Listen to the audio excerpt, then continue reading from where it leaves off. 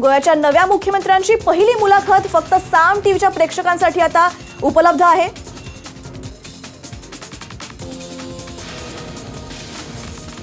Sir एक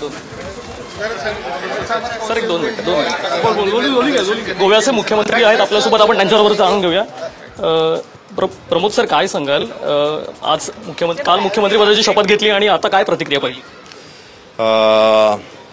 आज जर पहिली प्रतिक्रिया जर म्हटलं तर राज्यातल्या प्रशासनावरती ताबा घेणं हे माझं अत्यंत प्रायोरिटीवरचं काम आहे आणि मनोहर भाईने ज्यांची कामं पुढे नेणं हे दुसरं काम आहे। त्यामुळे आजच्या दिवसासाठी एवढंच आहे। त्यामुळं पुढचे 7 दिवस तरी कुठलंही स्वागत नाही, कुठलंही हे नाही, फुलं स्वीकारली जाणार नाही, कारण जोपर्यंत राज्यात दुखवटा आहे, कारण आज जरी मी मुख्यमंत्री झालो तो योगायोगाने मुख्यमंत्री झालेला आहे, त्यामुळे कुठलेही कार्यक्रम अशा पद्धतीचे असणार नाही आहेत।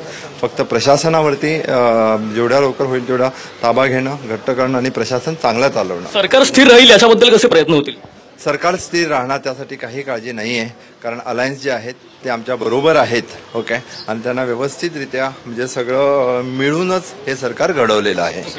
शुभेच्छा आहेत तुम्हाला। तर हे होते प्रमोद सावंत आपल्यासोबत, अतिशय कर्तव्यकठोर आणि मृदू भाषेमध्ये बोलणारे अशी त्यांची ओळख आहे। 11व्या मुख्यमंत्री पदाची त्यांनी गोव्याच्या शपथ घेतलेली आहे। सगळ्यात आधी त्यांनी साम टीव्हीला प्रतिक्रिया देताना असं म्हटलंय की कोणत्याही पद्धतीचं स्वागत, अभिनंदन असं काही केलं जाणार नाही। सगळ्यात आधी मी ताबा घेणार आहे, चार्जशीट घेणार आहेत आणि ज्या पद्धतीचं राजकीय अस्थिर्य जे मनोहर पर्रिकर यांच्या जाण्यानंतर निर्माण झालं होतं गोव्याच्या एकंदरीत राजकारणामध्ये, ते पुन्हा निर्माण होणार नाहीये।